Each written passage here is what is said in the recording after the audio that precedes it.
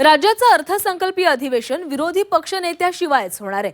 अंबादास दानवेंची विधान परिषद सदस्यता संपुष्टात आलेली आहे. विधानसभेनंतर विधान परिषदेतील विरोधी पक्षनेते पदही रिक्त झाले. दोन्ही सभागृहांमध्ये विरोधी पक्षनेता नसताना अधिवेशन पार पडणार आहे. संख्याबळाच्या दृष्टीने विचार केला तर काँग्रेस मोठा पक्ष आहे, मात्र अद्याप विरोधी पक्षनेते पदाबाबत कोणताच निर्णय झाला नाहीये.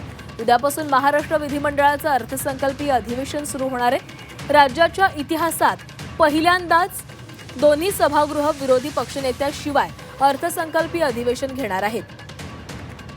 एका निरोगी लोकशाहीसाठी एक मजबूत विरोधी पक्ष आणि विरोधी पक्षनेता आवश्यक असल्याचं म्हटलं जातं.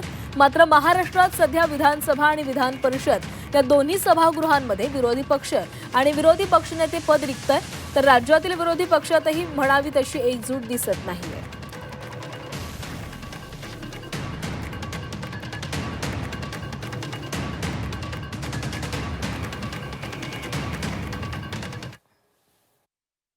येणाऱ्या अधिवेशनामध्ये दोन्ही सभागृहामध्ये विरोधी पक्षनेता असणार नाही. त्याचं कारण आहे की जे घटनेने दिलेले नियम आहेत त्यानुसार 10% संख्याबळ हे कोणत्याच पक्षाकडे नाही आहे. म्हणून विरोधी पक्षनेता नेमता येत नाही. तरी जर नियम बाह्य जर करायचं जर ठरलं तर त्याचा अधिकार फक्त विधानसभा अध्यक्षाला किंवा सभापतींना आहे. म्हणून ते काय निर्णय घेतात हे पाहावं लागेल. हा पूर्णपणे अधिकार सरकारचा नसतो. त्या सभागृहाचा जो पीठासीन अधिकारी असतो, ज्याला विधानसभेमध्ये अध्यक्ष म्हणतात, विधान परिषद सभापती म्हणतात, त्यांचा अधिकार असतो.